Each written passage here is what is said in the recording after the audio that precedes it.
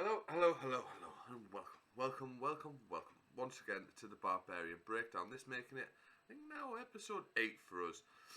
We're going to go over what happened in EGL Open Series Split 3, week 6 and 7. There's been a few things that's happened since I made this video obviously a little bit late, so we're covering 2 weeks. But we'll try and get through everything, and we'll try not to miss anything or anyone. So in week 6, the EGL website went down. I do believe they're still having issues even now. And we had to resort to using challenge for our bracket. 10 teamed enters, not the worst number we've seen lately, but not anywhere near EU's capacity, of course. Safe to say our regular winners, Massive Crimses, were the winners for the 6th time in a row, beating for fun 3-1 in the finals. That team was Dragons, Cougars, Noto, MX Notorious, and Slaps. Phantom T, which we always just expect to be a top 4 team. They were taken out by 4Fun in the top 4,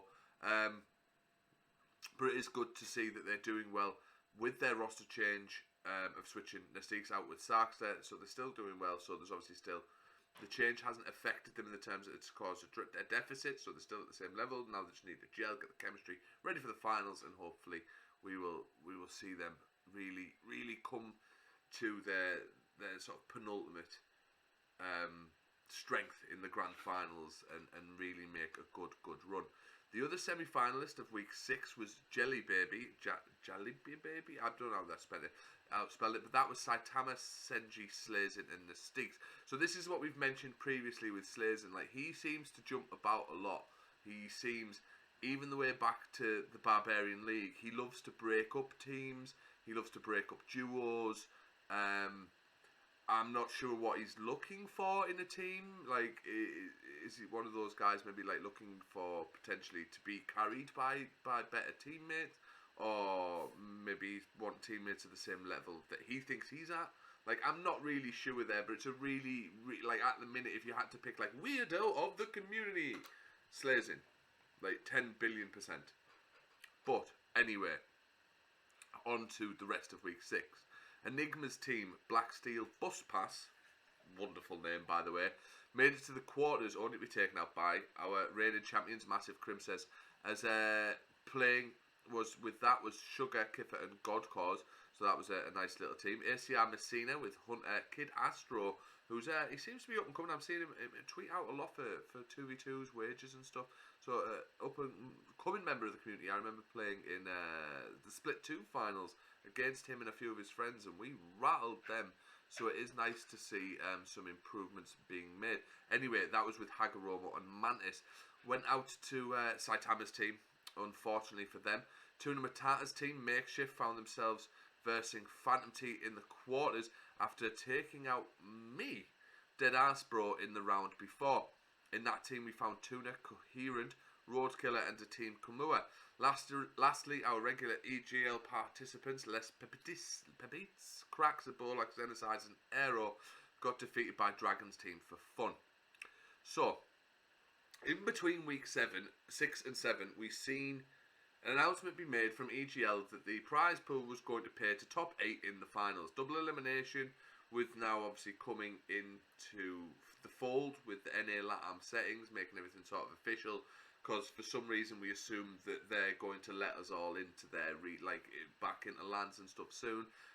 People seem to be struggling, which I mean, do you know what I mean? I don't expect less from the Gears community, especially the EU community.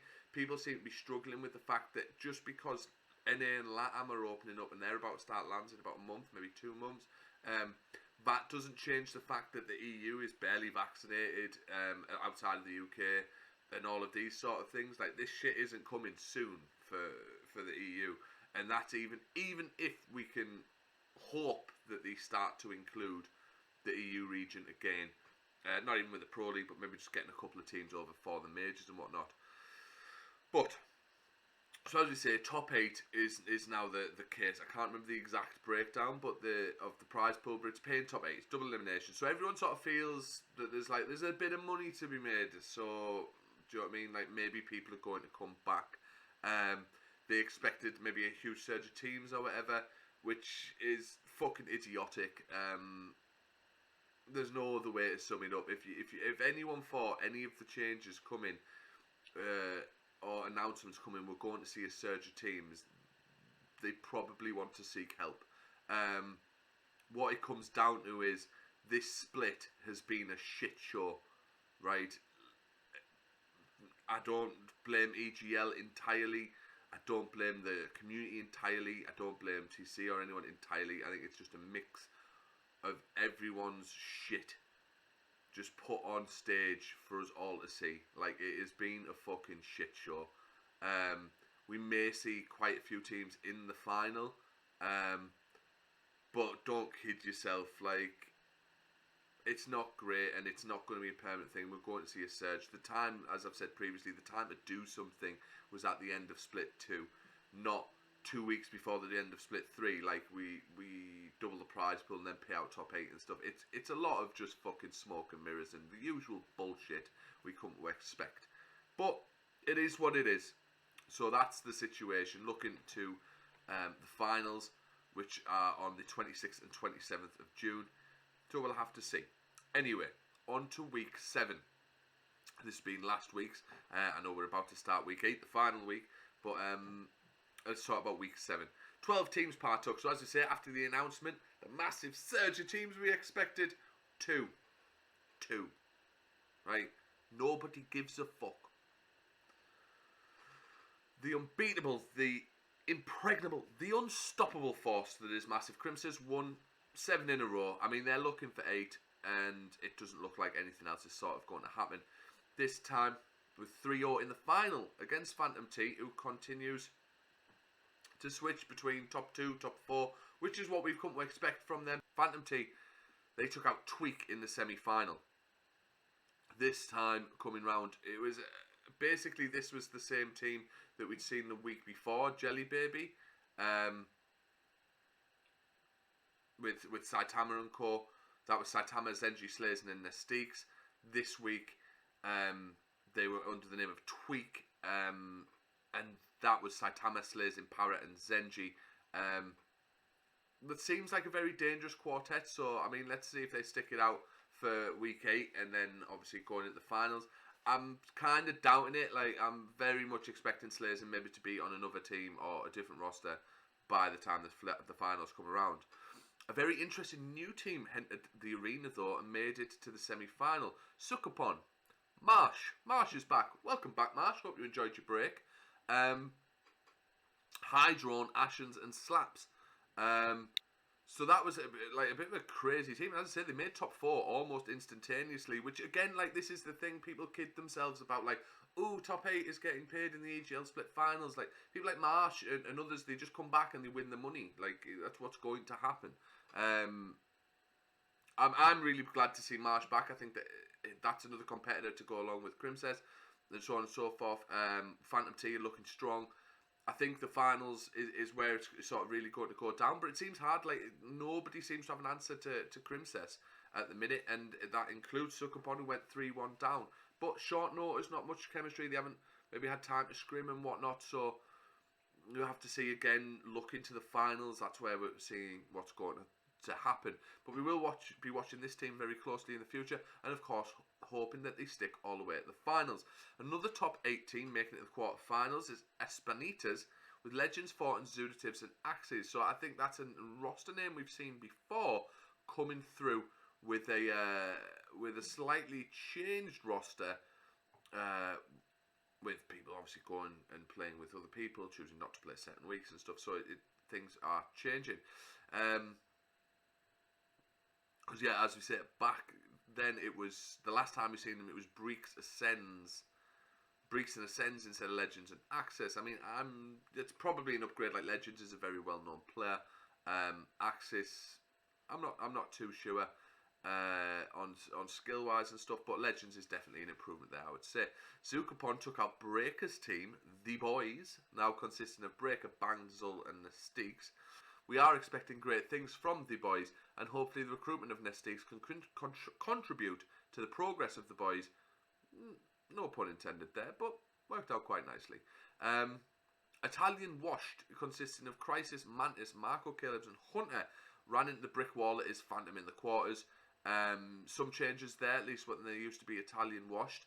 Their name used that roster was Guaza, Astro instead of Kylebs and Hunter. So rosters are changing back, forwards, and everything, which is to be expected. People are with these finals coming. You do have a couple of players coming back. And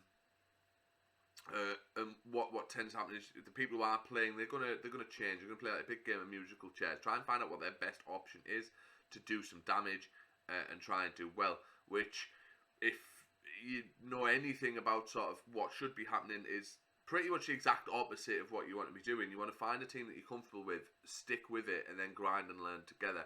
But I mean, this is gears. People don't learn. People like to keep doing the same thing over and over again. And apparently people just like watching Massive Crimsess win every single week. Like, they make no roster changes, they don't do anything, and they continue to win. So, I mean, do you know what I mean? The rest of the community keeps putting 2 + 2 and getting 5. Meanwhile, Massive Crimsess are like happy with their 4 all the way to the bank. But anyway, to the last top 8 team. Earlier I spoke of Johnny Walker and Cork. They are back, or at least half the team from week 5. They were taken out in the quarters by Saitama's team Tweak in a close 2-1 game. Johnny Walker is now consisting of Cougars, Dragons, MX Notorious and Jimmy B. Now that could be a team to look out for. Jimmy B is a very, very skilled player, and now I think he has the team and teammates that represent his skill level. And that's not to sort of sell his previous teammates on 1A and stuff short. It's just, after all these years and competing and stuff, they're not at that level where Jimmy B has consistently proven over the months now that he can swing it with the best and he can drop bombs against the best. So why would one of the sort of better teams not be picking him up? And here it is. So they're doing well, and as I say, they only lost out in the quarters to Saitama's team 2-1. So if we do see them stick it out, maybe we can see that them do well in the future. But as I say, to sum everything up, there are so many interesting teams being formed, and it's maybe because of the announcement about the finals with the finals. Maybe it's to do with the prize pool increase. Maybe it's to do with the settings being brought in. It's the official settings being brought across. I'm definitely going to be watching the finals. Well, with I like to set up multiple screens and stuff, so it's going to be an interesting one. If as a Gears fan, I feel it's going to be interesting. There's going to be some good matches, and it's going to be an entertaining watch. As a member, soon to be very ex-member of the EU comp community, it's entertaining, but it's also sort of worrying because we're just sort of seeing the same stuff happening. And I don't blame the EU region in that sense. I don't blame the players. We did it. We turned out in Split 2. From the end of Split 1 to all the way at the end of Split 2, we turned out. We turned up. We did everything that was expected of us. And then we basically got given the giant middle finger when in terms of recognition. And now it's sort of everyone's scrambling. Everything's scrambled for too late.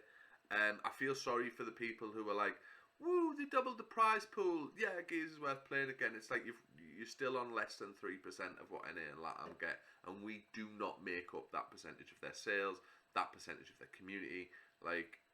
It's a sick fucking joke, really. At the end of the day, but I think that's going to be represented in the fact that we're not going to see again coming into week 8. We're not going to see a massive amount of teams. We're going to see more teams in the finals, but again, I don't think anywhere near sort of what is the Split 2 finals, and it's kind of worrying what's going to happen. What is the future of competitive EU Gears? I suppose there'll always be a scene. We only need a few teams, and we'll always have a scene. It's just, I feel like a big opportunity was missed, a big chance for the community to grow, to nurture, to do well. And I feel like once again we just didn't get the recognition. We just did our thing, and nobody cared. And that is the sad reality of EU Gears. gears. It doesn't matter who TC have, Shawnee, Dana, anyone like who's the community managers and stuff or anything like that. Like, it doesn't matter. The fundamental policy, it seems, of that company, combined now with UMG and stuff, is fuck the EU region. I've been your host, Peter Del Bossman. Until next time, guys, keep it classy.